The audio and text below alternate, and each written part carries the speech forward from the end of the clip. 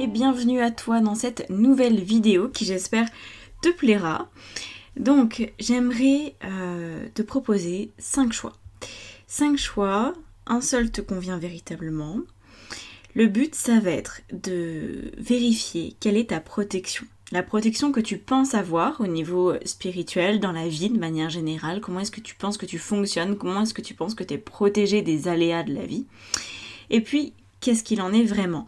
Donc en fait, on va prendre le point de vue de ton ego et le point de vue de ton âme, comparer les deux, peut-être que ça sera raccord, peut-être qu'il y aura une petite différence ou une grande différence.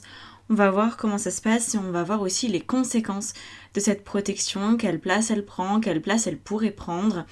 Parce que le but de la protection, hein, tu t'en doutes, ça porte son nom, c'est de te protéger des attaques, des événements, on va dire, dont on se passerait bien, mais d'accueillir les beaux événements, ok? Et parfois j'ai remarqué que quand on se dit protégé, ben on est peut-être un peu trop protégé, on est peut-être y compris protégé des belles choses, en fait on devient plutôt hermétique plus que protégé, tu vois. Donc là, j'ai vraiment à cœur de te montrer comment est-ce que toi tu es protégé, comment tu fonctionnes et sur quoi tu peux compter aussi en cas de coup dur. Alors, comme d'habitude, c'est dans ta tête que ça se passe ou dans ton cœur, comme tu veux. En tout cas, c'est un ressenti. Tu vas ressentir quel chiffre te convient le mieux entre le 1, le 2, le 3, le 4 ou le 5. Parce que cette fois-ci, il y en a 5 des choix. Allez, tu décides et tu vas dans la minuterie récupérer le numéro qui te plaît. Et nous allons commencer avec le choix numéro 1. Alors, quelle protection penses-tu avoir au niveau de ton ego? On va faire de la place au fur et à mesure. Hein. Donc tu as le pape, d'accord.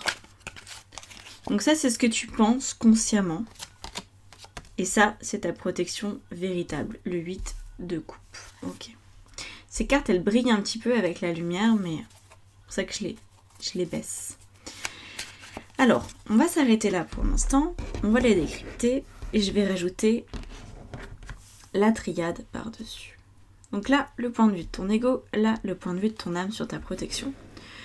Donc toi, tu penses que tu es protégé par des personnes, des entités, des consciences extérieures à toi. Ça, c'est ce que tu penses. Apparemment. Donc si déjà tu penses pas ça, c'est que tu t'es trompé de tirage ou qu'il n'y a aucun numéro qui te correspond. Là, la protection, elle est extérieure. Tu te sens protégé par tes amis, par des personnes que tu qualifies de mentors, par des guides, du coup, des guides spirituels, incarnés ou pas. Ça peut aussi être des personnes incarnées. Tu te dis, avec ces personnes-là, je me sens en sécurité. Elles me remettent un peu dans le droit chemin. Elles sont de bons conseils et c'est ça ma protection. Donc ça, c'est ce que tu crois. C'est pas du tout ce qui est. Ton âme, pas du tout la même version, c'est complètement différent. Alors en même temps, on n'aurait pas pu avoir la même carte étant donné que j'ai pris le même jeu, on ne pouvait pas avoir 2 fois le pape. Néanmoins, le 8 de coupe n'a rien à voir avec l'énergie du 5 de l'unité en fait du pape. Ici, le 8 de coupe nous parle de la déception. En fait, apparemment, ta protection, elle est d'ordre émotionnel. C'est-à-dire que quand tu commences à rentrer dans la déception, tu n'es plus véritablement protégé parce qu'en fait, tu te désalignes. Et donc, quand tu es déçu, apparemment, ton ego te fait rappliquer vers des personnes qui pourraient te conseiller, qui pourraient t'aider, qui pourraient te soutenir. Mais c'est pas vraiment toi qui te protège, c'est tu demandes aux autres de prendre ce rôle-là. Donc tu donnes aussi beaucoup de ton pouvoir à l'autre, semble-t-il, et ça, c'est une des conséquences qu'on n'aime pas trop. Parce qu'il n'y a pas d'autonomie, et pas d'autonomie dans la protection, c'est pas bon, ok? Il y a des moments de vie où tu es seul, en fait, tu es tout le temps seul. Mais il y a des moments de vie où tu es vraiment, vraiment, vraiment seul, et où tu t'en rends compte, et où si tu n'es pas solide, en fait, avec toi-même, ça fait très mal. Donc, ici, le 8 de coupe nous indique que c'est vraiment tes émotions qui sont là, comme des indications de ton état de protection. Alors, on va creuser. Donc déjà, on va rajouter des cartes là-dessus. 2 cartes ici. D'accord. Ah oui. Donc là, au niveau de ton ego, tu attends vraiment de l'extérieur d'être initié finalement. d'avoir quelqu'un que tu sens fort à tes côtés. Alors ça peut aussi être la personne avec qui tu partages ta vie, hein. Tu t'attends peut-être à ce que cette personne te protège en cas de coup dur, tu t'attends peut-être à ce que ça soit ta famille qui vienne là et qui t'entoure et qui te soutienne. En tout cas, encore une fois, le pouvoir tu le donnes à l'autre et toi tu restes dans la posture de l'élève. Donc il y a peut-être des personnes qui sont ok pour tenir ce rôle, mais peut-être qu'il n'y en a pas. Peut-être que tu n'as pas trouvé aussi de mentor que tu trouves suffisamment puissant, suffisamment aguerri pour t'aider. Donc tu vois, ça c'est ce que tu espères finalement, mais je ne sais même pas si tu arrives à l'obtenir dans ta vie au quotidien. En tout cas, là, ton ego, très clairement, il t'emmène vers un manque d'autonomie frappant. Tu te positionnes avec une confiance en toi qui est extrêmement limitée et ça, c'est vraiment pas bon pour la protection parce que ça veut dire que tu vas être perméable, influençable, manipulable. Donc faut faire attention à ce genre de choses parce que c'est quand on est influençable en fait qu'on n'est pas protégé parce qu'on n'arrive pas à rester centré, on n'arrive pas à rester aligné, donc on n'est pas protégé en fait. C'est ça, l'absence de protection, elle vient du désalignement. Donc ici, on voit que, attention, tu donnes beaucoup de pouvoir à l'autre. Ce qui va t'aider au-delà des émotions, d'accord. Ah ouais, ça, tu dois pas être à l'aise avec ça pour que ça sorte ici. Ah bah oui, la carte de l'illusion et de l'eau. Donc là, on retrouve l'aspect émotionnel avec l'eau, évidemment, tu t'en doutes, c'est cet élément-là. Ici, ça veut dire que tu pourrais t'enfermer de manière illusoire dans des émotions ou, pire encore, croire que tu n'es pas capable de gérer tes émotions. Et ça, je pense que c'est ton problème. Alors qu'en fait, ton âme, elle te dit que tu es pleinement protégé quand tu apprends à maîtriser ton monde émotionnel. C'est ça ta protection, elle est là. Donc qu'est-ce que ça veut dire très concrètement ? On va prendre un exemple. Admettons, il y a un problème au travail, un gros problème, on raconte des choses sur toi, il y a des rumeurs qui sont véhiculées sur ton compte, qui sont fausses, mais bon, t'as pas forcément d'arguments pour exprimer, t'as pas forcément de preuves pour dire, bon bah voilà, c'est pas vrai. Par contre, tu vas peut-être attendre de ta hiérarchie, que ta hiérarchie prenne les devants, que tes collègues t'entourent, te soutiennent, qu'un médiateur ou quelqu'un qui fait partie des délégués du personnel prenne ton cas au sérieux et te prenne par la main, te disent tiens, on va suivre telle procédure, tu vas voir s'il faut on fera un procès pour diffamation, etc. etc. Et il y a cette attente-là. Alors que là, au contraire, ce serait d'aller plonger, d'accepter en fait de plonger dans les émotions qui sont les tiennes. Donc très certainement la déception, très certainement quelque chose de désagréable en toi, tu vois, une émotion très désagréable, la sensation d'être mise de côté, d'être rejetée, d'être mise au banc des accusés, alors que t'as rien fait. Et là en fait, l'émotion apparemment chez toi, elle est très forte. Quand tu ressens un truc, c'est pas avec le dos de la cuillère, comme on dit. Et tu pourrais croire que c'est ta plus grande faiblesse. En fait, c'est là que réside ta force. C'est là que réside ta capacité à te dépatouiller d'une situation seule. Parce que, par exemple, tu vas te dire « Ok, ça me fait super mal qu'on dise ça de moi. C'est complètement faux. Mais j'ai pas les arguments, j'ai pas les preuves. Je ne peux pas me défendre par les moyens légaux. Je n'ai pas suffisamment d'éléments. Ok. » Et bien tu vas prendre le temps de ressentir ce que ça te fait. Tu vas prendre le temps d'être travaillé au corps par tes émotions. Surtout, ne pas t'illusionner sur ce que tu ressens, surtout ne pas minimiser, mais ne pas non plus amplifier ce que tu ressens, juste ressentir ce qui est. Et à partir de là, il est censé y avoir une forme de stabilité émotionnelle qui s'inscrit dans ton corps, où tu vas te dire, ok, en fait c'est que ça. En fait j'en suis pas morte, c'était une émotion très vive sur le moment, mais là maintenant c'est ok. Et en fait, quand tu arrives à cette clarté émotionnelle, et ben c'est comme si ça s'ouvrait dans ta tête, dans ton esprit, et qu'il y avait des solutions qui venaient à toi, ou peut-être tout simplement que la situation va se résorber d'elle-même. Ok ? Ça, c'est important pour que tu aies ton leadership. Hein. Tu le sais, je ne sais pas si c'est la première vidéo que tu regardes de mes tirages, mais en tant que coach, moi, la seule chose qui me motive vraiment, c'est de rendre autonomes les personnes que j'accompagne. Et donc là, on voit très bien qu'il y a zéro autonomie, et là, c'est une pleine autonomie, mais qui passe par une confrontation émotionnelle qui n'est pas agréable.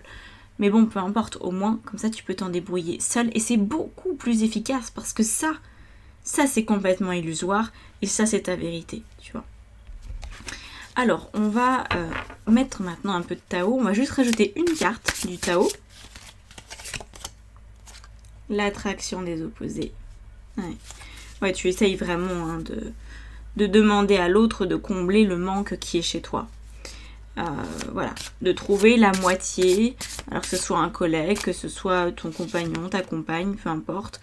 C'est, je demande à l'autre de me compléter. Ça, dès l'instant que tu fais ça, ou dès l'instant même que tu te plains en fait, en attendant que l'autre prenne ton parti, ou ce genre de choses, tu te mets le doigt dans l'œil et tu réponds en fait aux exigences de ton ego et non pas du tout aux exigences de ton âme. Qu'est-ce qui est là? Ah d'accord, l'approche. Alors là, tu vois, on a un petit tapis et un rouge hein, sur ces marches, mais autant derrière, là dans le fond, il y a des cerisiers en fleurs, il y a une belle prairie, on se dit waouh, ça a l'air chouette. Autant le début du chemin est plutôt sombre, plutôt rempli de ténèbres. Et donc là, on voit que tu as besoin, que c'est pas facile, tu as besoin de te poser pour rentrer dans ton monde émotionnel, que ça te demande un effort, parce que de prime abord, ça te fait pas du tout envie d'être autonome là-dessus. Ça te plaît pas. Parce que ça t'enlève ton optimisme que tu pourrais complètement conserver si tu faisais appel à l'autre, parce que tu te dis bah l'autre il va bien m'aider hein. Par contre quand ça dépend de toi, je pense que ta confiance n'est pas extraordinaire, ton estime de toi n'est pas extraordinaire, et du coup tu te dis mon Dieu, je vais devoir faire face à ce truc, je sais même pas trop comment m'y prendre, et pourtant en fait c'est ça le but du jeu. Donc là on va regarder comment s'y prendre concrètement, même si je t'en ai déjà parlé, il n'y a pas de magie là-dedans, hein, ok. C'est juste s'asseoir, se poser, fermer les yeux, aller observer l'émotion, ne même pas faire autre chose qu'observer, surtout parce que si tu fais plus qu'observer, tu vas commencer à rentrer dans le jeu de l'émotion et tu vas soit la minimiser, soit l'amplifier. C'est juste observe l'émotion, traverse-la comme on traverserait un tunnel, comme on monterait un escalier. Aussi longtemps que nécessaire, continue d'observer. Comme quand on fait un scan du corps et qu'il y a plein de douleurs, mais c'est pas grave, on s'arrête pas sur les douleurs corporelles, on continue de faire le scan au bas. Et ben là, tu fais pareil, ok? Jusqu'à ce que ça se calme. Le temps de calme va être propre à chacun. Certaines personnes qui n'ont jamais fait cet exercice-là et qui se retrouvent avec des émotions cumulées sur les 30 dernières années vont avoir besoin de plusieurs jours, voire plusieurs mois pour accéder à ce que j'appelle la paix intérieure. D'autres, au contraire, si c'est fait régulièrement ou si l'émotionnel se gère à peu près bien, en quelques heures, ça va se faire, voire quelques minutes, voire quelques secondes. Ok ? Donc ça, c'est vraiment juste une question de pratique, mais tu n'as pas foncièrement le choix, en fait, pour être autonome, apparemment, que d'en passer par là. Et c'est quelque chose, encore une fois, comme c'est un travail autonome, tu peux pas demander à quelqu'un de t'aider à faire ça, tu vois.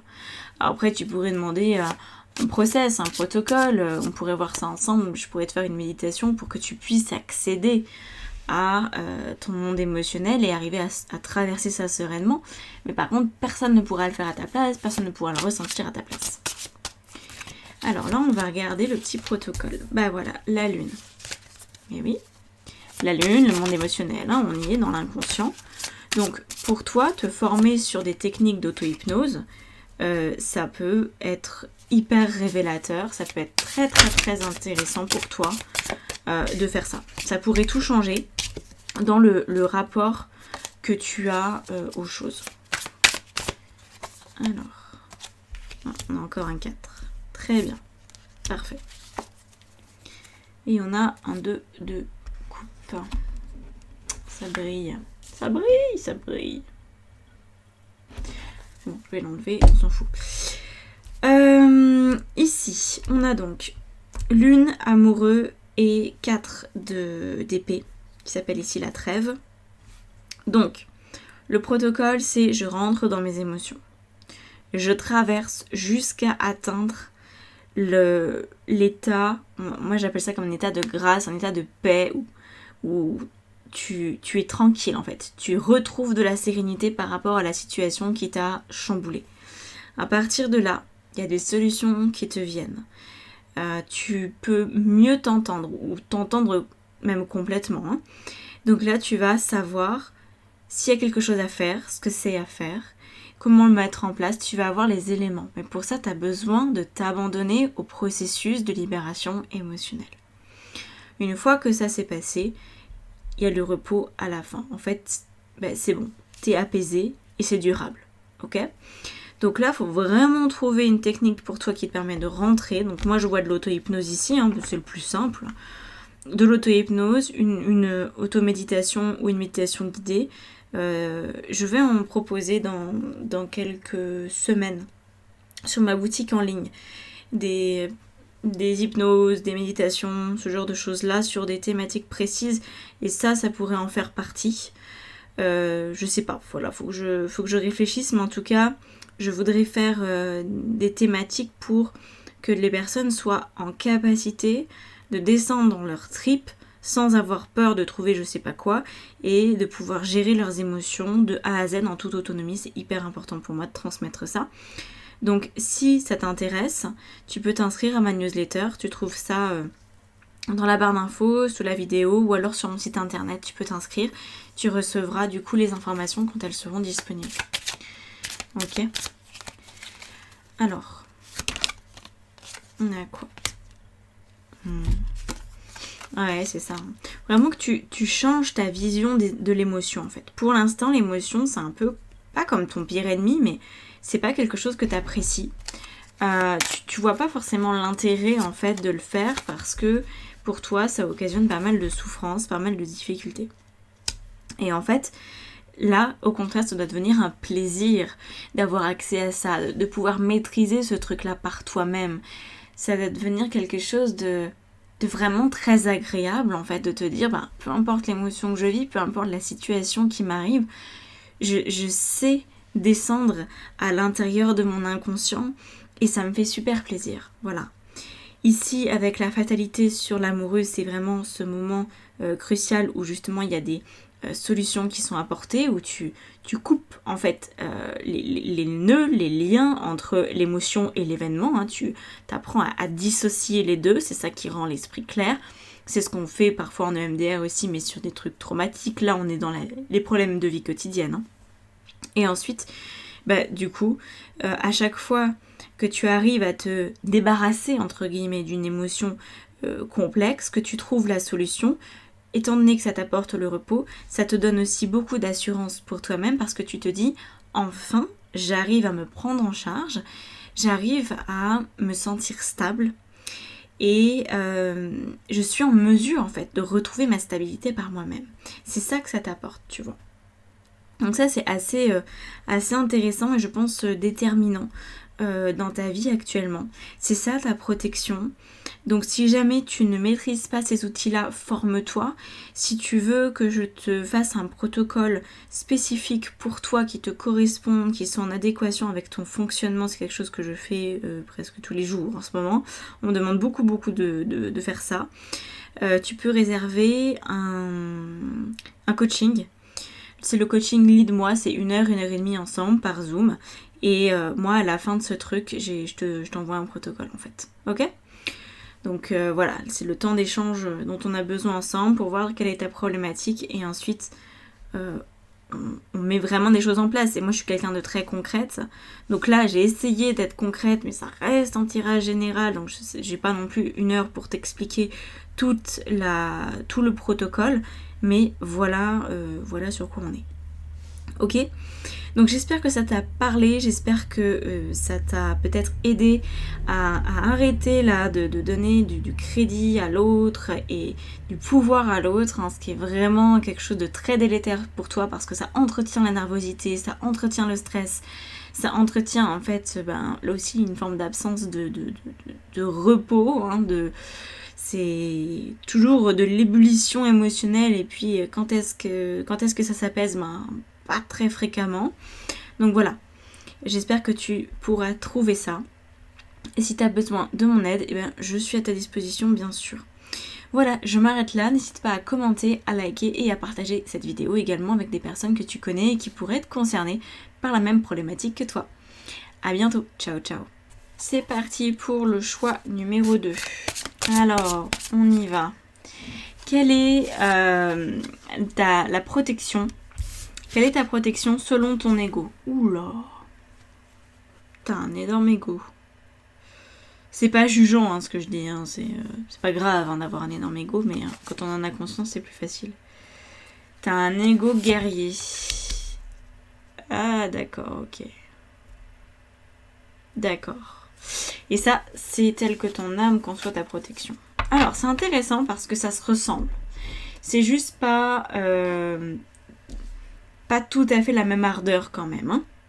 Donc en gros, quand il t'arrive quelque chose de fâcheux dans la vie, que tu as besoin de te protéger, ton ego te pousse à tout dézinguer sur ton passage. À dire c'est pas grave, ciao, je me casse, bon débarras. Au moindre truc, un petit peu soudain, c'est toi qui décampe en fait. C'est toi qui fais tes valises, c'est toi qui décides de rompre les contrats, de démissionner plutôt que prévu, de déménager, de quitter quelqu'un, enfin bref. Voilà. Ton ego, il est avec la maison de Dieu assez radical. Hein. Disons qu'il y a une forme de susceptibilité avec ça. Et c'est comme si tu te renfermais assez vite. C'est ça ta protection, c'est je me renferme plutôt rapidement, je passe à autre chose, je vais pas m'attarder, de toute façon on peut pas convaincre les autres. Donc c'est comme ça que je me protège, je change d'endroit quand ça ne va pas. Ton âme dit à peu près la même chose, à ceci près que c'est beaucoup plus léger. Alors en même temps on n'aurait pas pu avoir les deux mêmes cartes, mais j'ai fait exprès de prendre un seul tarot pour avoir les deux, parce que de toute façon c'est jamais tout à fait la même chose, hein. Soyons honnêtes, l'ego et l'âme ne sont pas sur la même longueur d'onde en général, même si en l'occurrence pour toi il y a des grandes similitudes.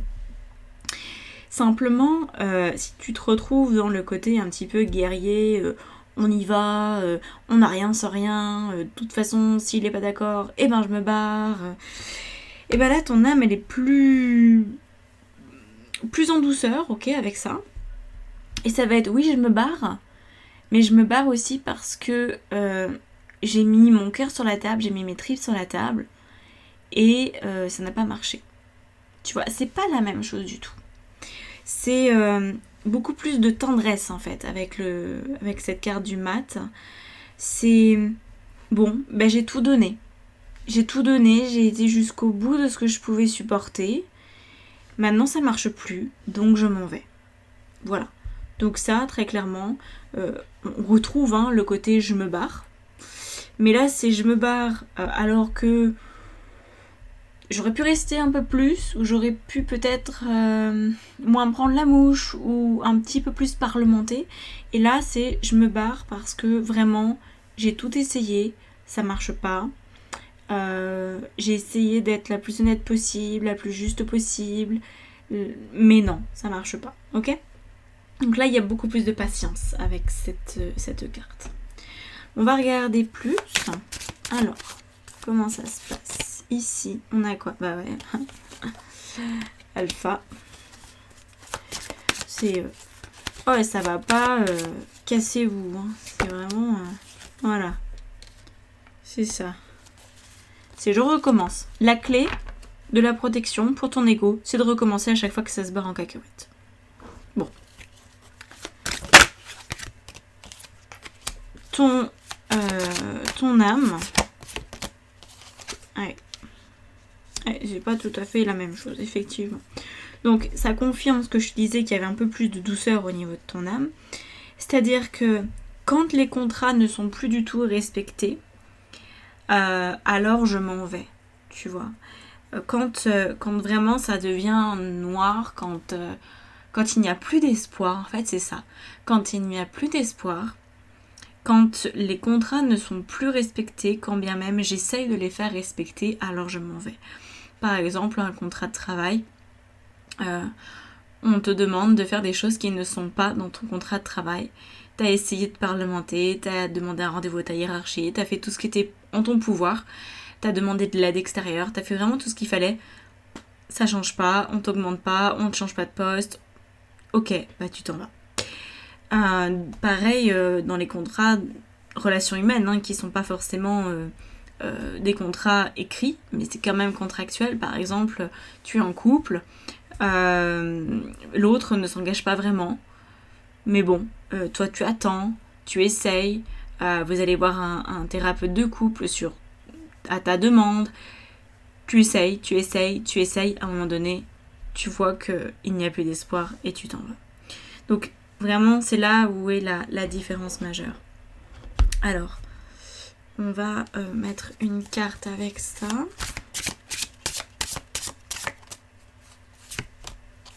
On a quoi? La communauté. Je sais pas trop si tu penses aux autres avec ton ego comme ça, là. Je sais pas trop si tu accordes quelques crédits que ce soit au jugement, au regard des autres. En tout cas, il semblerait que tu t'en fiches royalement, mais que dans le fond, ça te fasse souffrir quand même. Parce qu'à chaque fois que tu te protèges de cette façon et que tu t'enfermes, en fait. En fait, la maison de Dieu, c'est une tour. Hein. Donc le risque, c'est que ton ego t'enferme au fur et à mesure des décisions, parce qu'elles sont très radicales, et tu t'enfermes dans un cercle vicieux. Et là, on a quoi? La modestie. Voilà. Très différent. Hein. Parce que là, j'ai dit, hein, t'es dans le côté, bah, je prends la mouche. Et là, au contraire, c'est, bon, bah, ça marche pas. J'ai l'humilité de reconnaître mes fautes, mes erreurs. Ça marche pas. C'est ok. J'ai été sincère jusqu'au bout. J'ai parlé avec mon cœur. J'ai dit les choses telles qu'elles étaient pour moi. J'ai pas eu besoin de m'agacer plus que ça. Ça marche pas, c'est pas grave. Donc en fait, ce qui va vraiment te protéger, c'est de rester dans ce côté léger. Alors ça veut pas dire ne pas prendre les choses à cœur, hein. Ça veut dire que quand tu prends des décisions, c'est comme si tu avais vraiment besoin d'avoir fait le tour de la question, sinon tu te mets en danger. En fait ici pour moi tu te mets en danger parce que c'est comme si tu quittais les personnes, les relations, les lieux, les situations beaucoup trop vite et que du coup tu développes une forme d'isolement par rapport au reste du monde et que tout le monde est en train de devenir un con en fait, tu vois. Alors que là c'est bon bah je suis peut-être pas tombée sur les bonnes personnes. Il y en a avec qui ça se passe bien, donc je continue. Il y en a d'autres avec qui ça se passe pas du tout bien. Mais je continue quand même jusqu'à ce que vraiment ça marche plus du tout. On voit, là il y a un côté un peu bonne poire. Mais pour toi c'est ce qui te protège. Parce que tu as besoin de rester dans l'humilité. C'est l'humilité ta protection. Alors que là, ça va être dans quelque chose de beaucoup plus délicat. C'est le côté cash, le côté radical, ça te convient pas en fait. Hein, ok? Donc voilà pour ça. Alors, maintenant, on va regarder un peu plus.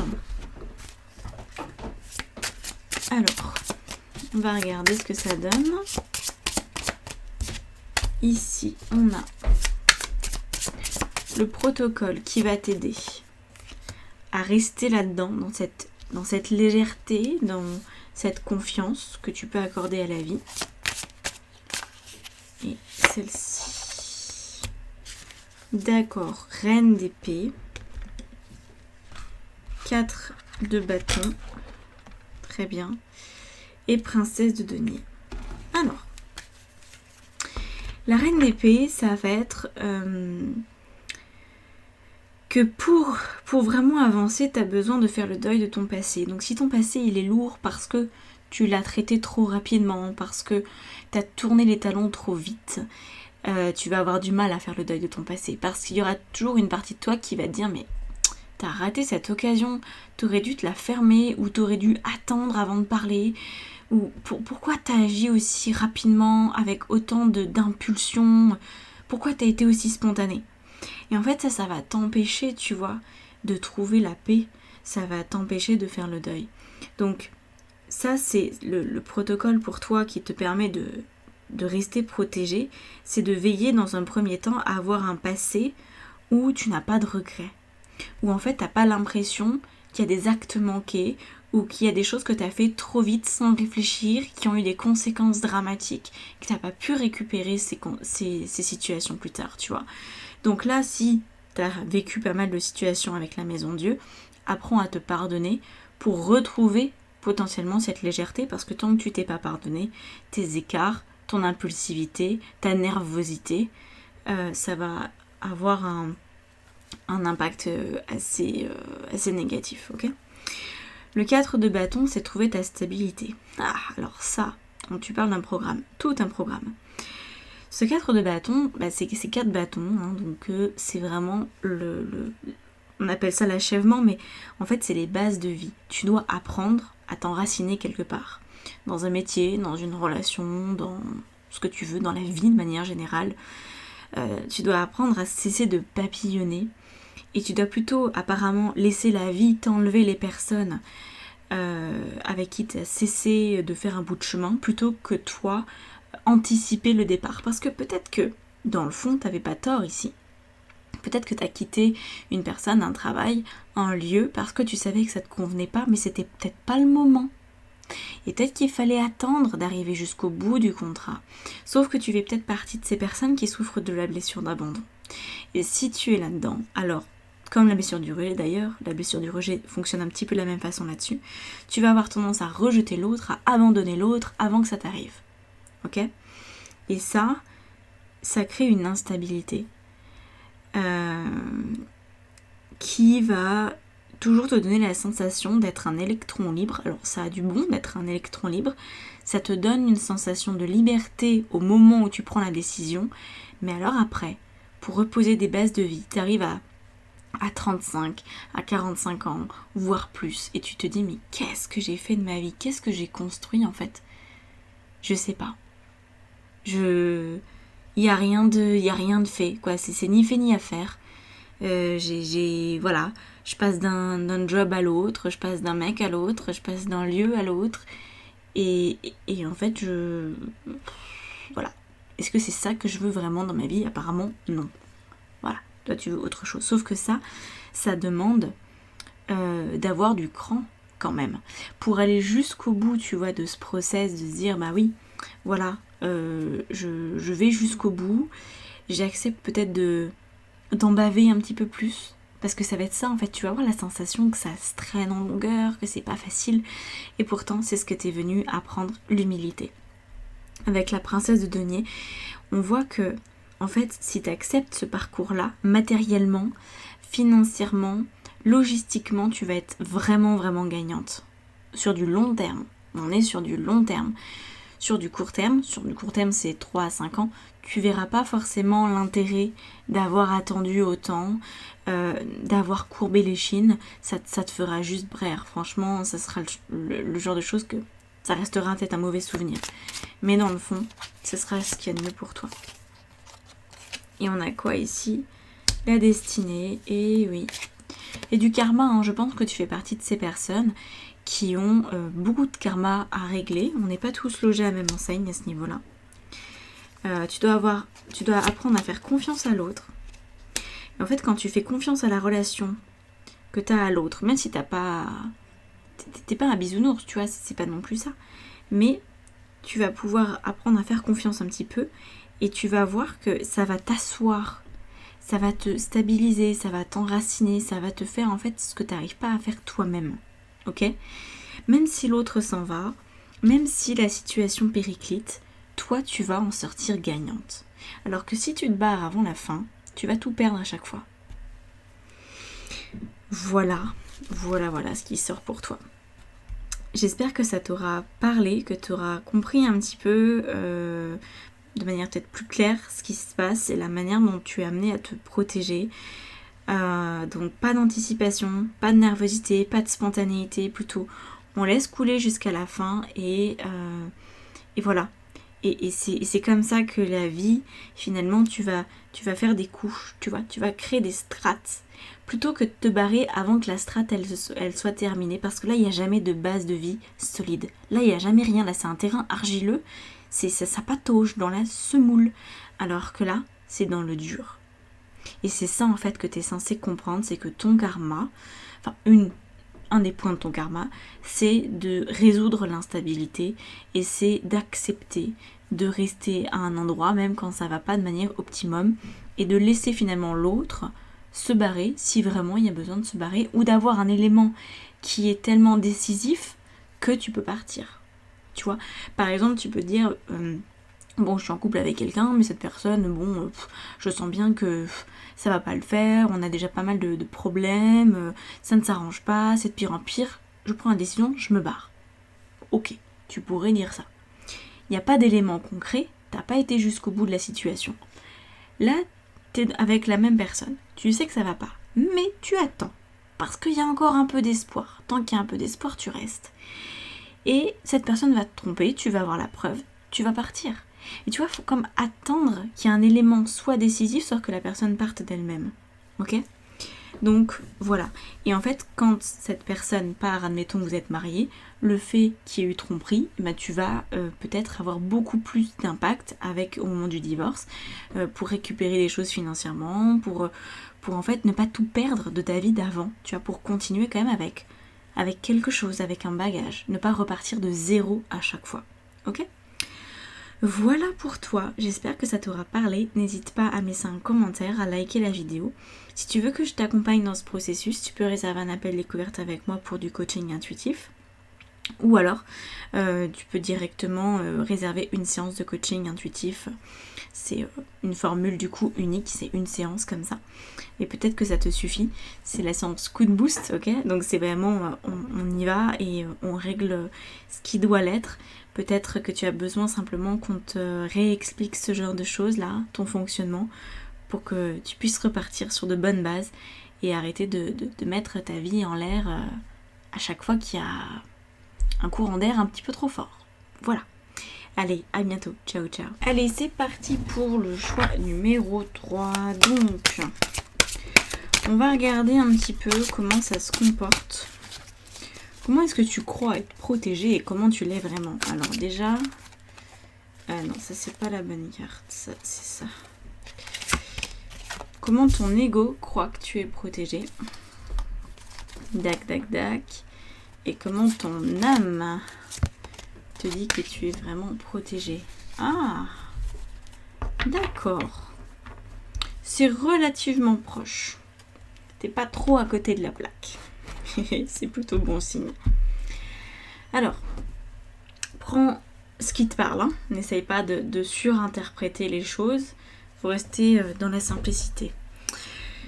Donc, le 3 de denier, 3 de terre, il nous indique ici que tu crois être protégé quand tu es entouré. Le fait d'être entouré, le fait d'être en famille, le fait d'avoir des guides spirituels, etc. Le fait d'être, en fait, de te sentir faire partie d'un groupe, qu'il soit réel ou, enfin, matériel, je veux dire, ou immatériel, peu importe, spirituel ou pas, en fait. C'est pour toi une manière de te sentir protégé. Et puis, c'est aussi dans les petites choses de la vie. De savoir que tu peux compter sur quelqu'un, qu'il y a des personnes qui peuvent te conseiller, t'aider, t'épauler. Mais avec cette carte, il n'y a pas une énorme dépendance à l'autre.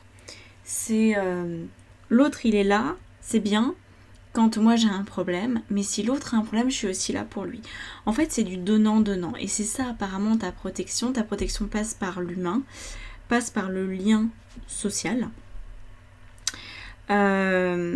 Et par tout ce que tu peux partager. En fait, c'est comme si ce qui te protégeait du point de vue de ton ego, c'était de maintenir un certain rythme de vie, par exemple de te faire quelques petits plaisirs de temps en temps. Je sais pas, imaginons, il y a un salon de thé que tu adores absolument, le fait d'y aller 1 à 2 fois par semaine, tu sais que ça maintient ton moral assez haut, et donc que ça te protège des problèmes qui peuvent arriver, comme voilà, ça te permet de mieux te gérer en fait, hein, d'avoir des petits moments de répit en fait que tu t'accordes. Au niveau de ton âme, on a quelque chose d'assez proche, mais ça va plus loin au niveau émotionnel, hein, parce que là on est sur un œuf de coupe, donc là c'est vraiment d'aimer la vie. C'est ça qui te protège le plus, c'est de faire partie de la vie, d'aimer la vie, d'en profiter à fond. Alors à fond, ça veut pas dire en faisant n'importe quoi, ok, c'est pas non plus d'aller chercher des émotions intenses, du style sauter à l'élastique, c'est pas ça qui va te protéger, hein, dans l'idée, mais c'est de voir et d'expérimenter ta vie de manière générale comme une aventure, de réussir à trouver du plaisir là où il est, ou peut-être même là où il n'est pas. Peut-être que tu as des facilités à trouver des zones de plaisir dans ta vie, ou peut-être que au contraire, là ce que je te dis, ça t'effraie, parce que peut-être que tu sais pas trop ce qui te fait plaisir, à part une ou deux choses dans ton quotidien, tu te dis non mais le reste c'est l'horreur, je sais pas comment m'y prendre, donc on va regarder comment tu peux t'y prendre. Mais en tout cas là, on nous montre que les soucis s'estompent, hein, c'est ce que dit la phrase ici, quand tu aimes la vie, tu vois. Donc ton âme te pousse à aimer les autres, aimer la vie, à prendre part à des activités sociales, sans pour autant noyer ton individualité, hein, mais c'est des activités variées, c'est rester curieux, c'est voilà, être proche de tes amis, de ta famille, c'est vraiment ça, ok ? Alors, on va continuer, on va aller voir plus loin. Oui, c'est celle-là. Alors, pénitence. Ah, d'accord. Apparemment, tu pourrais avoir des difficultés parfois à te donner ces petits plaisirs de la vie. Comme si tu as pu être élevé un petit peu au mérite. Alors, peut-être que ça te bloque pour être pleinement protégé, parce que toi tu es censé profiter de la vie, c'est tout, et c'est ça qui te protège, parce que c'est ça qui t'amène les bonnes personnes au bon moment, qui te permet de bénéficier en fait des synchronicités tout simplement, et donc de suivre le flot des choses et de pas trop te préoccuper en fait de ce qui va se passer. Alors là on a quand même un petit warning, parce que on dirait bien que tu comprends un petit peu ce qui peut te faire plaisir, tu le fais de temps en temps, ça fait partie quand même de ton quotidien potentiellement, mais c'est pas suffisant, parce que peut-être dans ton éducation on t'a dit tu peux pas passer ta vie à apprécier ce qui t'arrive, il y a toujours des choses désagréables, il faut faire avec, donc t'as peut-être tendance à te sentir coupable de certaines choses, à te flageller un petit peu, alors que ça n'a aucun intérêt, mais alors vraiment aucun. Donc voilà, tu pourras avoir tendance à te couper l'herbe sous le pied quand t'es heureuse, à limiter en fait le bonheur, tu vois, juste parce que tu dis mais non, mais je mérite pas. Ok. Alors on va voir en face ton âme, qu'est-ce qu'elle raconte. Ah oui, c'est l'autre dimension. C'est l'autre dimension du plaisir là, hein. Ouais. Sortir de l'épreuve en fait, hein. C'est un peu comme de voir le monde, alors peut-être pas avec un œil innocent, parce que c'est pas non plus c'est pas forcément non plus le message, mais c'est de voir le monde avec la notion d'éternité en fait, que c'est un passage, que ta vie c'est qu'un passage, qu'après il y aura la mort, qu'après il y aura peut-être une autre vie, mais est-ce qu'elle sera sur Terre, est-ce qu'elle sera ailleurs, en fait on n'en sait encore rien. Et donc c'est ça en fait, si tu vois la vie, ta vie actuelle, comme quelque chose de très temporaire, qui à l'échelle de l'humanité déjà c'est un grain de poussière, bon allez soyons sympas, un grain de sable, et bien ça va te permettre de beaucoup mieux vivre tout ce qui se passe, parce que c'est pas que tu vas t'en foutre, mais un petit peu quand même. Par exemple, tu vas peut-être t'autoriser des choses que tu te disais, il faut quand même que j'attende d'avoir tel âge avant de faire ci, avant de faire ça. ou peut-être que c'est pas pour maintenant, peut-être ça sera pour demain, et de voir qu'en fait ta vie c'est une petite parenthèse finalement à travers toutes les incarnations que tu as déjà eues, c'est pas grand chose. Donc autant en profiter, autant vivre l'instant présent, et si tu as envie de faire un truc, de le faire, tu vois. Voilà, toujours dans l'idée de ce rapport au plaisir. Alors on va continuer avec le Tao. Donc regardons un petit peu, c'est celle-là qui veut venir, la difficulté initiale. Ouais. Je pense que là, ça nous dit que dans ton enfance, ou peut-être même au moment de ton incarnation, ce que tu as à travailler, c'est peut-être le but de ton incarnation d'ailleurs, enfin un des buts, c'est de dépasser cette difficulté que tu as certainement depuis le début, c'est-à-dire la relation au plaisir. Peut-être que c'est très compliqué pour toi, que tu sais pas t'y prendre, que tu sais pas faire, que t'as pas été élevé avec ça, comme je te disais, je pense qu'il y a une part éducative là-dedans, une part peut-être transgénérationnelle aussi, il faut souffrir pour obtenir ce qu'on veut, la vie c'est du labeur, c'est difficile, il y a que les abrutis qui ont le temps de se détendre, les autres ils passent leur temps à travailler, enfin... Tu vois, il peut y avoir tout un tas de choses là-dedans qui du coup te rend peut-être un peu maladroite avec le plaisir. Peut-être tu sais même pas comment t'y prendre. Alors ça peut être le plaisir à tous les niveaux, le plaisir émotionnel, le plaisir physique. C'est vraiment le plaisir dans tes sens. Peut-être que tu vois un beau paysage mais que tu t'autorises pas à t'arrêter de 2 secondes parce que sinon tu vas être en retard, tu vois. Mais voilà, autorise-toi. T'as envie de regarder le paysage, arrête-toi. En fait, c'est aussi simple que ça. Mais pour toi, c'est pas simple. Parce que c'est pas dans tes automatismes. Mais le but, c'est que ça le devienne. Voilà. Ok. Faut que tu prennes ton temps. C'est ça qui va t'aider à vivre. Plutôt que de voir la vie comme une course effrénée, c'est chaque instant qui est là, qui est disponible, tu peux t'en saisir et tu peux en faire quelque chose. C'est là tout l'intérêt en fait de ce moment présent. On entend beaucoup parler de cette philosophie du moment présent avec Eckhart Tolle et tout ça. Ce n'est pas non plus simple de faire ça. Ça veut dire que on te propose d'aller au resto et toi tu sais que si tu vas au resto tu vas prendre 2 heures pour ta pause déjeuner alors qu'en fait tu voulais terminer 1 heure plus tôt le soir. Et là, tu vas dire non parce que tu penses à la fin de soirée, alors qu'en fait, tu as envie de dire oui. Tu vois. Et c'est ce qui va t'aider, en fait, c'est cet immobilisme. C'est-à-dire, la vie te propose des choses, les autres te proposent des choses. Toi, avant de répondre oui ou non, de grâce, fais un pas en arrière et écoute ce que tu veux vraiment avant de blablater. Voilà, ça va t'aider. Alors, on va regarder maintenant quel est le protocole qui peut vraiment t'aider à mettre ça en pratique. On va regarder. C'était celle-là. Celle-ci.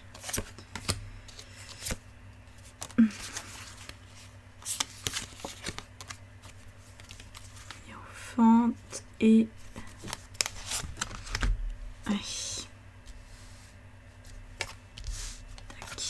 Alors... on a pas mal d'épées. Donc le 4 d'épée, le pape, le hiérophante et le 10 de denier. D'épée, pardon, rien à voir. Donc ici, ce qui va t'aider à chaque fois, comme je te dis, c'est de prendre ce temps-là de repos, cette trêve en fait, c'est temps mort. La vie me propose quelque chose, quelqu'un me propose quelque chose, temps mort. Temps de réflexion obligatoire. Et c'est un faux temps de réflexion. C'est un temps où tu mets ton pape intérieur en route. En fait, mais c'est comme Bouddha, le pape, c'est pareil. Ça veut toujours dire la même chose, c'est pas la même culture, mais ça veut dire la même chose. Ça veut dire, c'est prendre le temps de ressentir ce qui est aligné ou pas.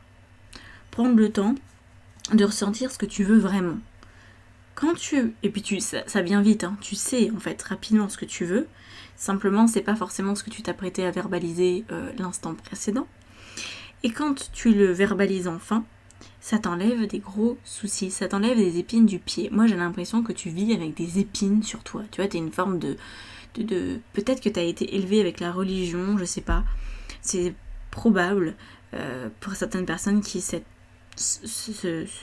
difficulté-là, c'est-à-dire que voilà, la vie c'est aussi un peu un chemin de croix, il y a des choses difficiles, il faut les accepter, ça fait partie du chemin. Oui, c'est pas faux dans l'idée, mais il y en a qui le vivent comme une plaie absolue, qui attendent, j'ai pas la résurrection, hein, et puis d'autres qui se disent on va faire avec, et on va essayer de le prendre avec le sourire, tu vois.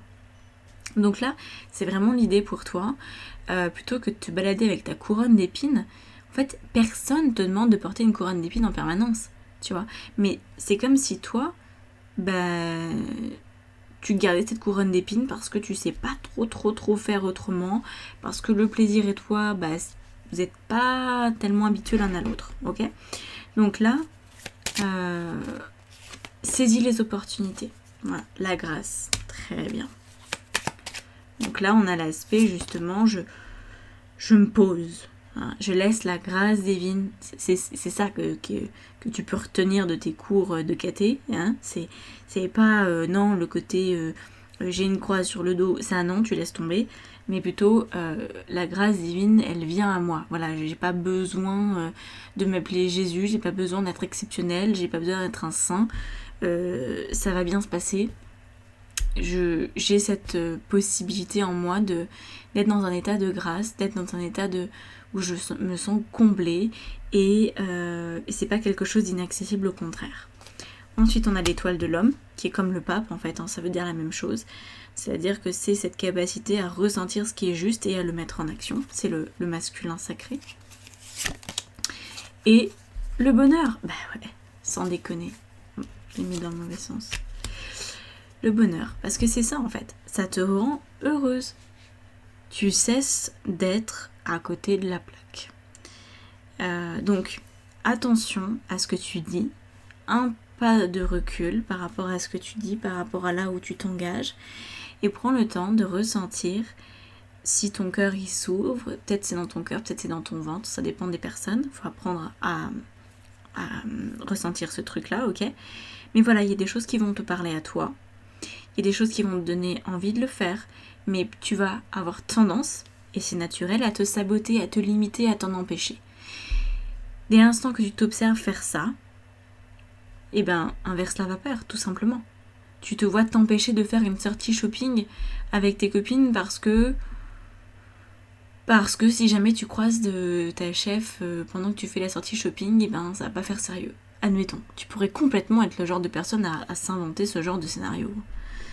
Et quand bien même on s'en fout, si tu as envie d'y aller, tu y vas. Ok ?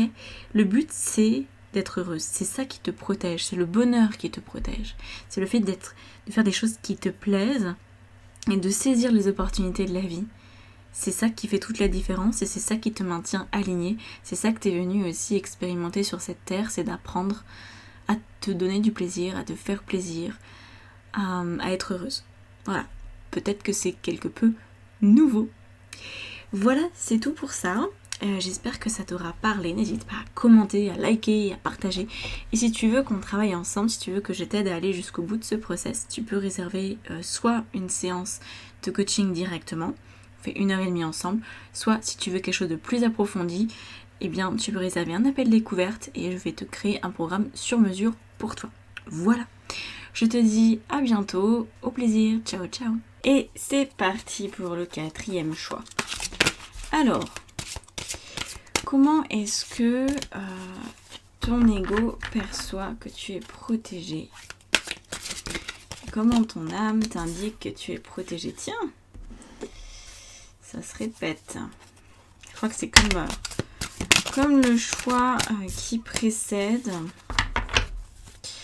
Alors, 3 deniers, d'accord. Et au niveau de ton âme, la protection, c'est le roi d'épée. Ah oui, pas du tout pareil. D'accord. Donc là, il y a très peu, voire aucun lien entre la protection que tu crois avoir au niveau mental et celle que tu as véritablement. Donc apparemment, la manière dont tu aurais tendance à te protéger si tu suis ton ego, c'est en demandant assistance en fait aux autres. C'est que quand il y a quelque chose qui va pas, tu vas te tourner assez directement vers l'extérieur pour demander conseil ou tout simplement pour parler de ce qui se passe dans ta vie, en espérant peut-être avoir un écho contenant une réponse. Je pense que là, quand tu fais ça, t'es pas vraiment protégé. En fait, tu te désalignes parce que c'est tellement contradictoire avec ta véritable protection. Je pense qu'en fait, là, tu t'éparpilles. Quand t'as une problématique, que tu te sens plus ou moins en danger, enfin que t'as besoin de savoir voilà, quelle décision serait la meilleure pour toi à prendre, en fonction de quelque chose qui se passe pas hein, comme t'as prévu que ça se passe, d'aller vers le monde extérieur, t'éparpille et dissipe ton énergie aussi pas mal. Et entretient aussi potentiellement une posture de victime. Parce que j'ai vraiment l'impression que tu as besoin d'être reconnu dans ton malheur, dans ta problématique, que tu as besoin d'être entendu, écouté. Alors que là, au niveau de ton âme, je vais pas dire que c'est tout le contraire, mais presque, parce que là, c'est justement la maîtrise de tes pensées très importante. C'est-à-dire que tu es ton propre conseiller dans ces cas-là. Ta propre conseillère. Tu pèses le pour et le contre, mais en toi-même. Donc là, on voit que ton mental, ton ego, ça te disperse, ça t'éparpille. Tu vas un peu dans tous les sens et du coup t'obtiens pas vraiment de solution et t'es de moins en moins protégé parce qu'en fait c'est comme si tu perds pied sur un problème. Vraiment ce qui va t'aider c'est de faire preuve de clarté mentale. Donc on va voir comment, hein, parce que il y a des processus différents selon les personnes aussi. Mais là en fait le roi d'épée, c'est d'être très honnête avec ce qui se passe en toi.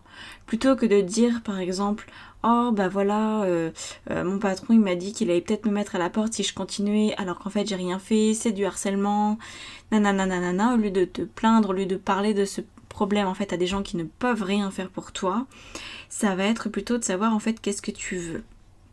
Parce que j'ai l'impression que pas la plupart, ça serait peut-être exagéré, mais une grande partie en tout cas de tes problèmes quand même, c'est des choses qui sont là pour te faire véritablement avancer, qui sont là pour t'aider.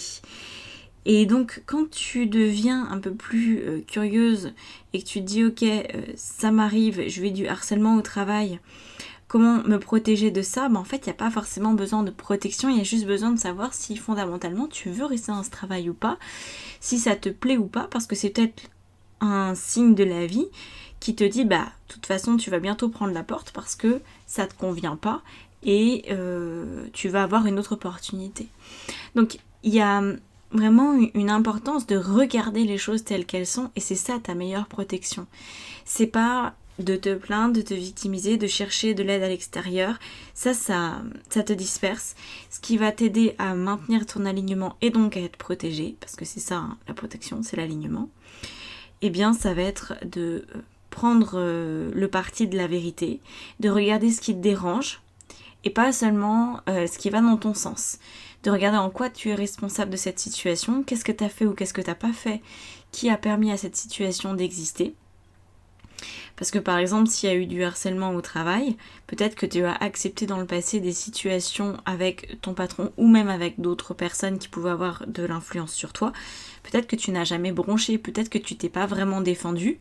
Et donc maintenant, les autres considèrent que tu es le bouc émissaire parfait. Donc, quelque part, c'est normal que les autres se servent de toi parce que c'est ce que tu as donné à voir. C'est la réputation que tu t'es créée finalement, tu vois, même si c'est pas du tout ce que tu voulais.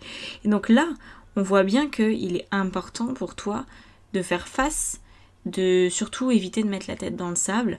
Et plus tu es clair avec ce qui se passe, avec ta responsabilité, plus tu es protégé. Voilà. Alors, on va regarder avec la triade. On va rajouter des cartes.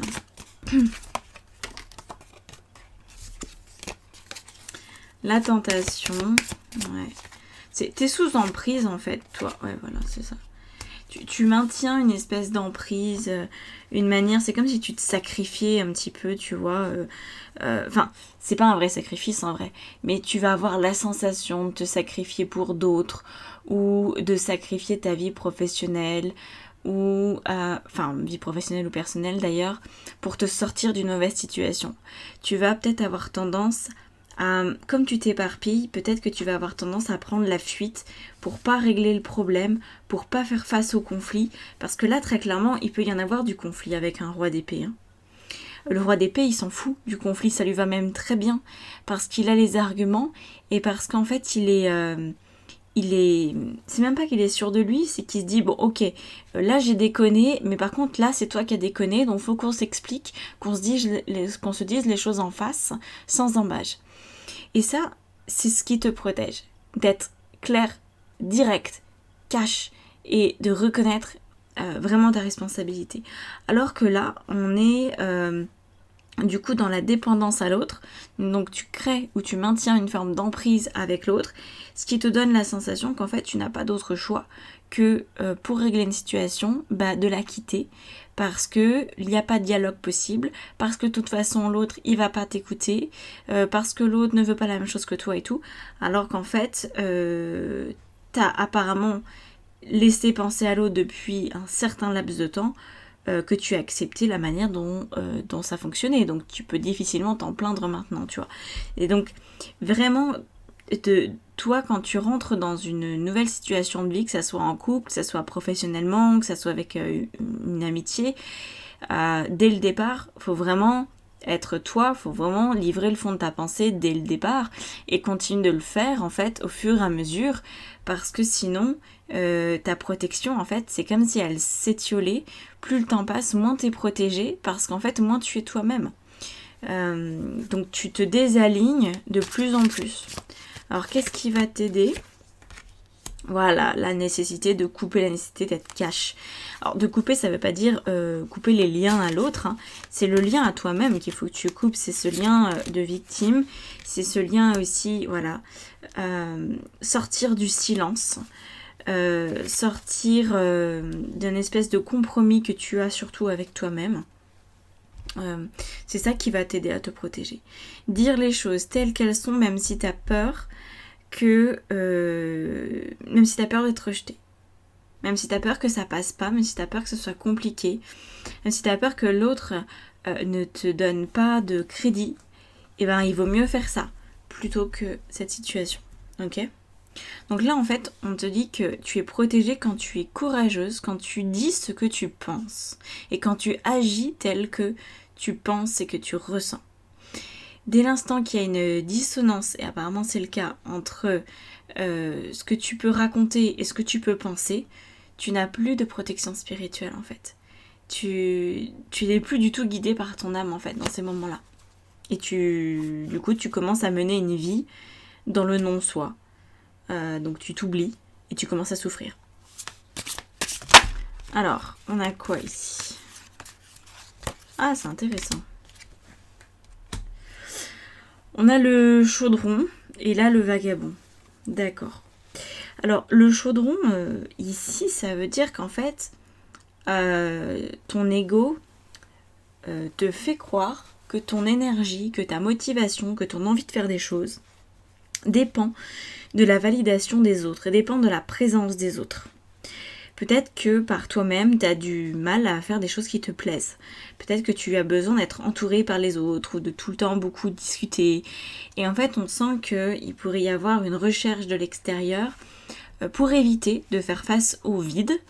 Alors le vide étant quelque chose de très profitable pour toi, c'est évident, parce qu'on a le vagabond ici qui nous parle justement du vide, qui nous parle du pèlerinage intérieur, qui nous parle d'aller voir ce que tu penses vraiment, ce que tu ressens vraiment pour pouvoir l'exprimer et ne pas rester dans une situation là en surface, dans un émotionnel en fait qui est tiraillé et qui est trop en lien avec le monde extérieur.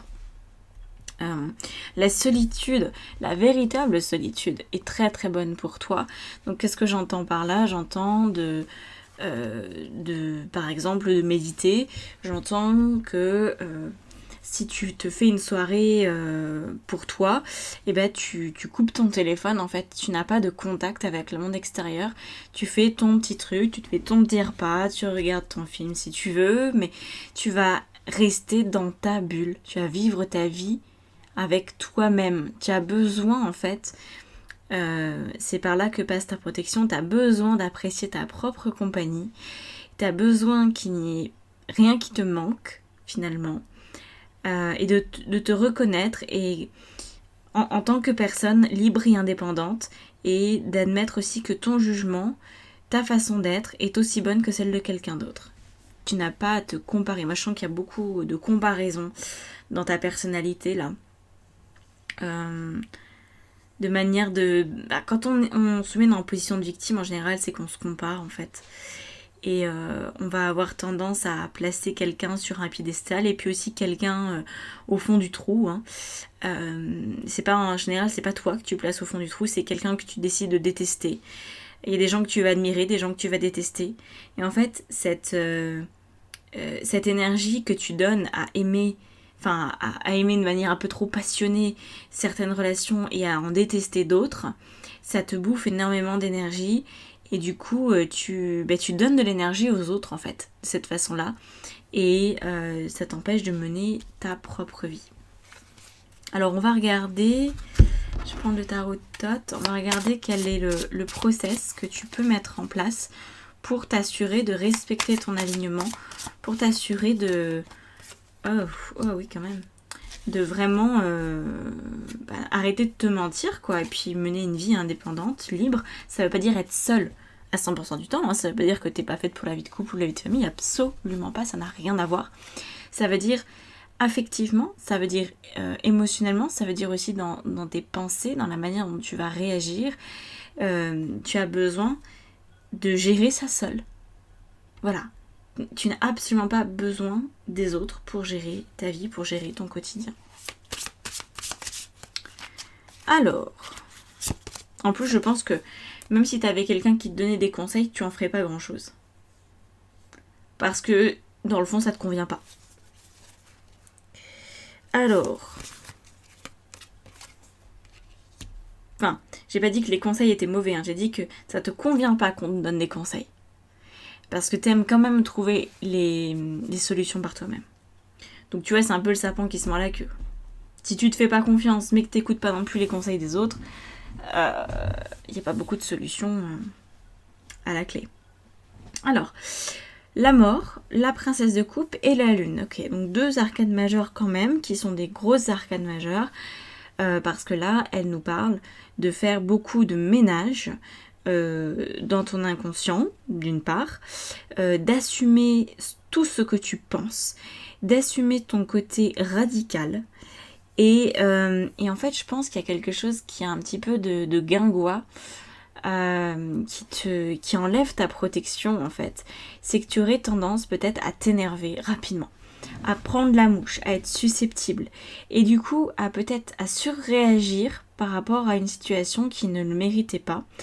Tu peux surréagir et du coup avoir envie de tout passer au Karcher, de tout brûler en fait sur ton passage, un petit peu comme Attila, et de le regretter après. Mais en fait, je pense que ce qui se passe, c'est que tu brûles surtout, tu te consumes en fait toi-même.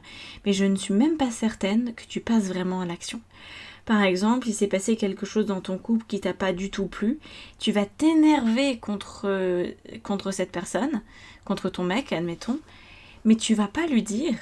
Tu vas t'énerver dans ton coin contre lui et tu vas monter le truc en épingle, dire ah nanana, il m'a fait ci, il m'a fait ça, et puis c'est qu'un connard, et puis nanana, nanana. Et ça peut prendre des proportions monumentales, sauf que, véritablement, il n'y a pas grand-chose qui est exprimé. C'est comme si ton ego, il se nourrissait de ça. Il se nourrit du lien et de la dépendance et de l'emprise que tu entretiens volontairement ou pas avec certaines personnes. Et que du coup, il y a un moment où tu pètes un câble, mais toute seule. Et là, en fait, avec la mort, on nous dit que si tu es vraiment énervé, prends le temps d'être énervé, mais prends le temps de savoir vraiment pourquoi tu l'es. pour vérifier que c'est justifié, vérifier que justement ta responsabilité, à quel point est-ce que tu es responsable de ce qui se passe. Donc ça peut te permettre déjà de temporiser.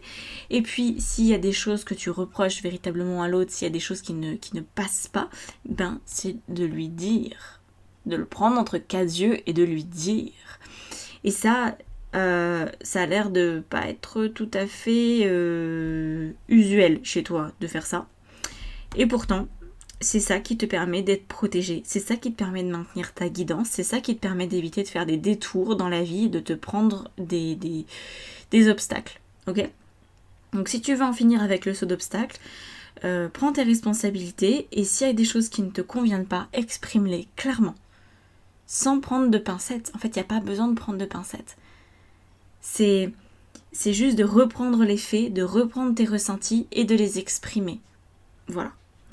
La princesse de coupe nous dit que tu es quelqu'un de très tendre à l'intérieur et qu'en fait c'est pas forcément quelque chose qui ressort ou que justement cette tendresse, alors c'est pas forcément de la tendresse au sens affectueux du terme, c'est plutôt comme quelque chose qui est tendre dans le sens un peu mou, un peu malléable et que du coup on peut te faire du mal facilement en fait.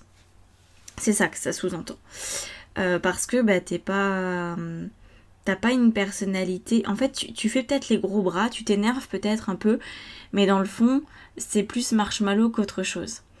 Et ça, en fait, c'est aussi ta force. Parce que si l'autre, il te voit avoir toujours besoin de lui, être sous emprise, etc., mais que finalement, comment dire les choses ? Ça, c'est pas facile à exprimer, cette notion-là. En gros, tu risques de faire penser à l'autre que tu es influençable, ce qui est le cas. Sauf que c'est une fausse influence en fait. C'est juste que tu es malléable, tu es adaptable. Mais tu peux aussi choisir de dire non. Sauf que quand tu écoutes ton ego, tu n'arrives plus à dire non. Et l'autre, il fait plus que t'influencer, il commence à pouvoir te manipuler. Donc là, il faudrait que tu puisses montrer que tu as un côté malléable, que tu es adaptable, que tu es peut-être facile à vivre, que tu n'es pas prise de tête, mais que tu n'es pas cruche pour autant. C'est ça en fait. C'est ok, moi je suis prête à accepter beaucoup de compromis si c'est nécessaire.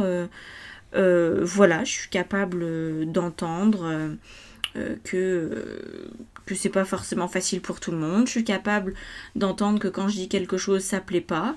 Je suis capable de m'adapter pour adoucir la situation, mais j'ai des limites. Et en fait, ces limites, elles doivent être posées et je pense qu'elles sont en lien avec la lune aussi. Parce que c'est les limites émotionnelles. Jusqu'où est-ce que tu acceptes d'aller ?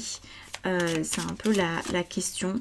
Jusqu'où tu acceptes d'être instrumentalisé par ton ego et à quel moment tu décides de mener ta vie par toi-même. Alors on a quoi ? L'eau, d'accord. Le vol, la perte. Et la nativité. Voilà. Bon ça résume assez bien ce que je t'ai dit en fait. C'est le protocole pour rester protégé le plus possible. C'est d'exprimer clairement ce que tu ressens en ayant au préalable fait le point sur là où est ta responsabilité et là aussi où tu es potentiellement victime. Ensuite, c'est arrêter de te laisser influencer jusqu'à être prise pour une cruche. Poser tes limites clairement pour éviter qu'on vole en fait une partie de ton énergie.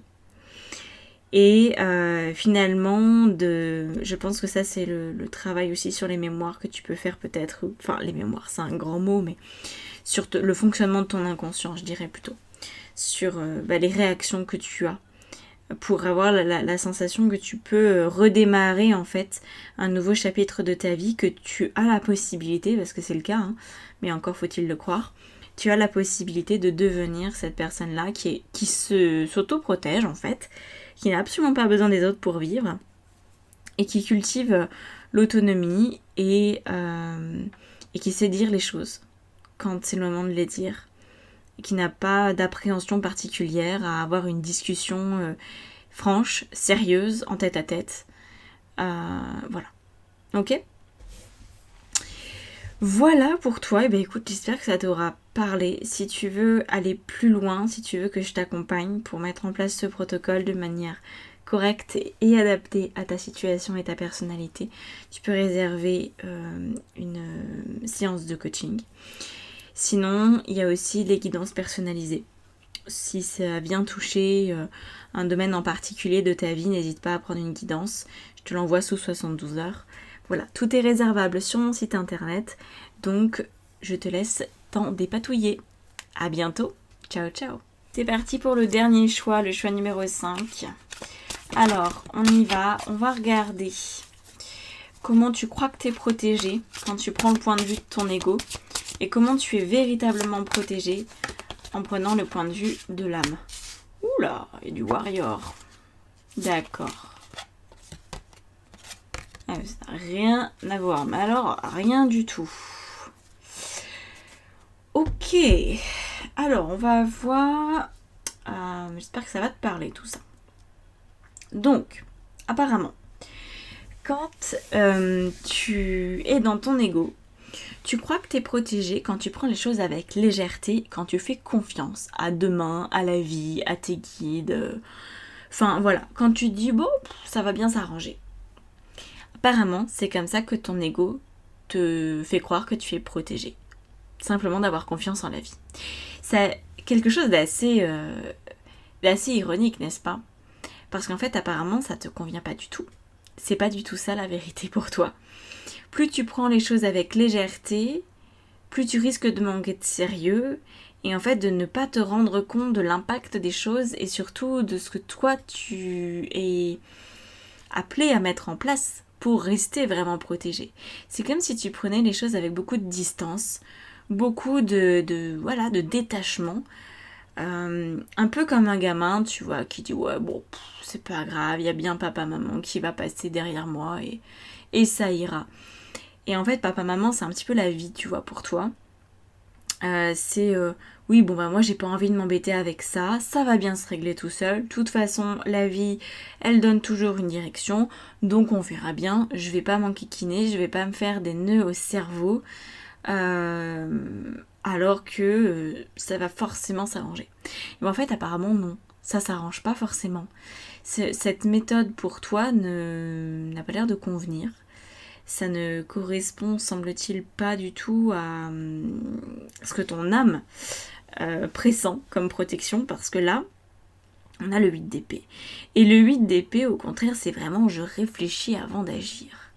J'évite la spontanéité, j'évite le côté naïf, j'évite le côté innocent, j'évite le côté enfantin, en fait. Je suis archi responsable de ma vie. Alors, moi, je pense que ce choix numéro 5, il va parler... s'il te parle, ça correspond à une étape de vie. Je pense pas que ça a toujours été comme ça et je pense pas que ça le sera encore pendant tout le restant de ta vie. Je pense que actuellement, c'est valable. Actuellement, si tu gères ta vie au petit bonheur la chance, un peu par-dessus la jambe, ça va pas très très bien fonctionner pour toi. Alors que si tu la prends avec sérieux, ça va bien s'arranger. Il y a un côté très adulte. En fait, si tu veux, c'est vraiment deux points de vue qui s'opposent. T'as le côté adulte et le côté enfant. Et toi, tu aurais tendance à rester dans le côté enfantin parce que peut-être que le sujet, il est trop gros pour toi actuellement, que là où tu as besoin d'être protégé, tu te dis, mais de toute façon, je vais jamais pouvoir m'en dépatouiller toute seule, donc autant tout laisser gérer à l'univers. Et en fait, non. Semble-t-il que c'est pas l'option qui serait la plus profitable. Alors, on va regarder ce que ça donne. Ah oui, c'est ça. Hein. C'est ça. Ah, mais t'es peace and love, en fait. Hein. C'est rare que l'ego réagisse comme ça. Mais ton ego te fait vraiment réagir en mode peace and love.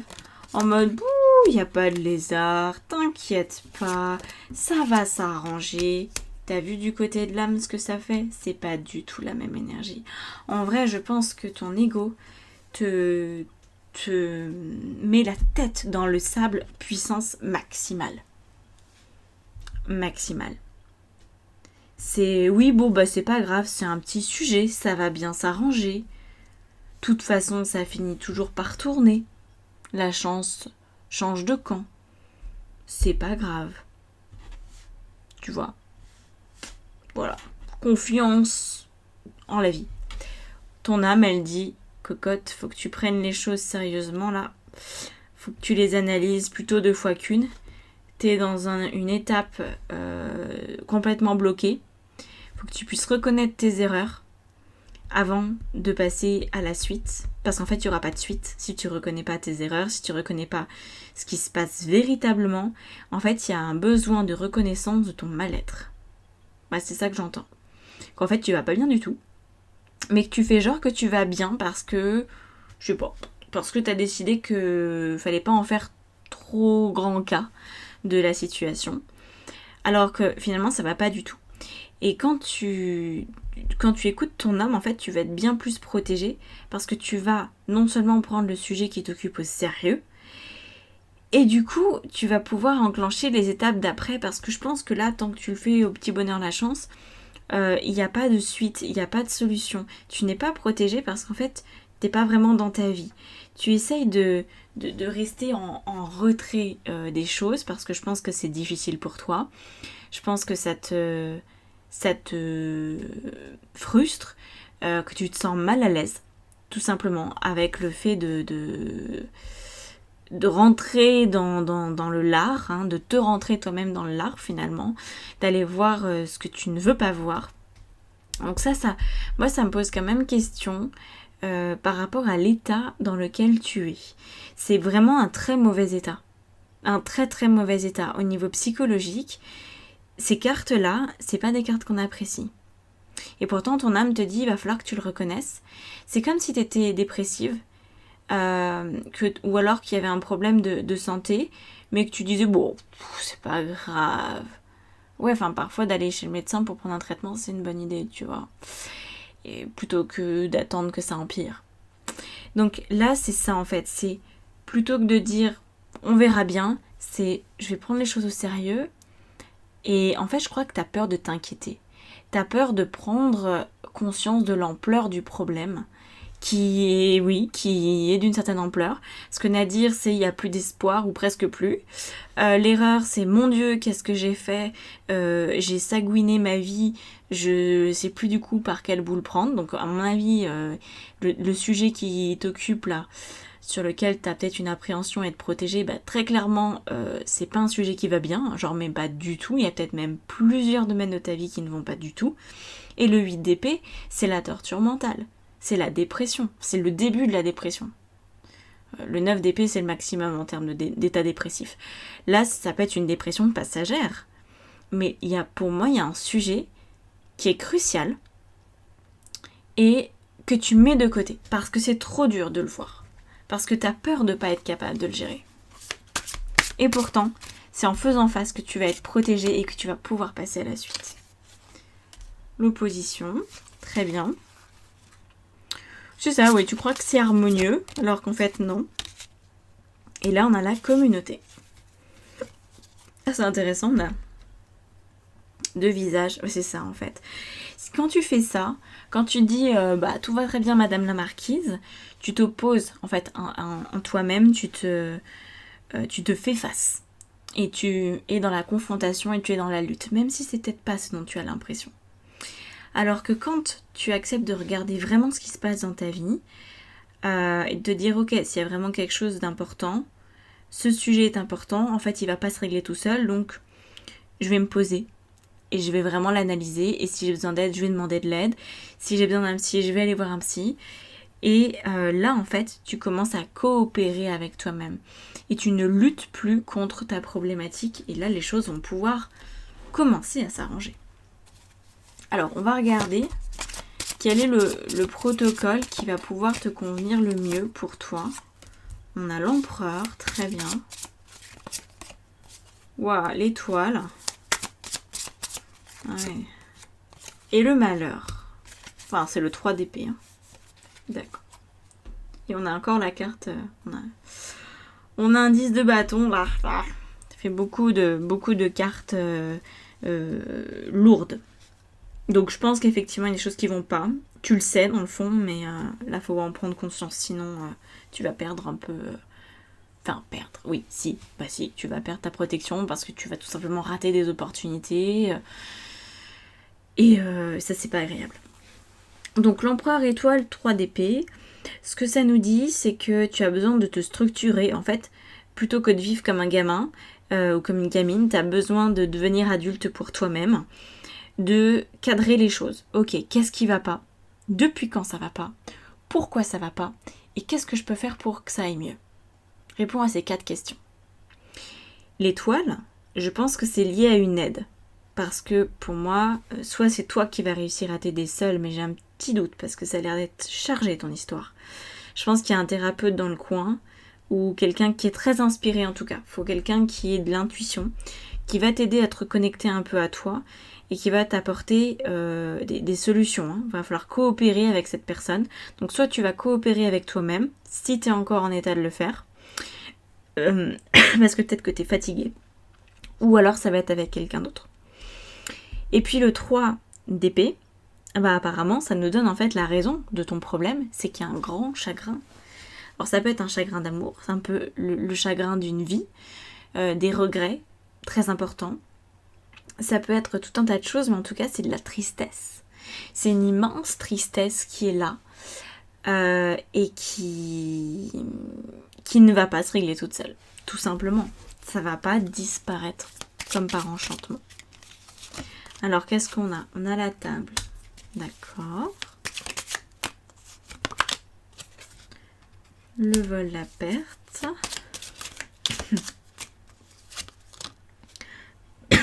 Excuse-moi, ça me donne envie de tousser ton tirage.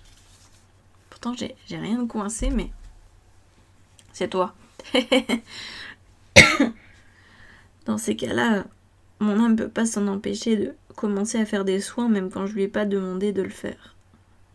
Donc je vais interrompre, parce que sinon je vais vraiment tousser. Ok. Alors. Du coup, table, vol, perte, pensée, amitié.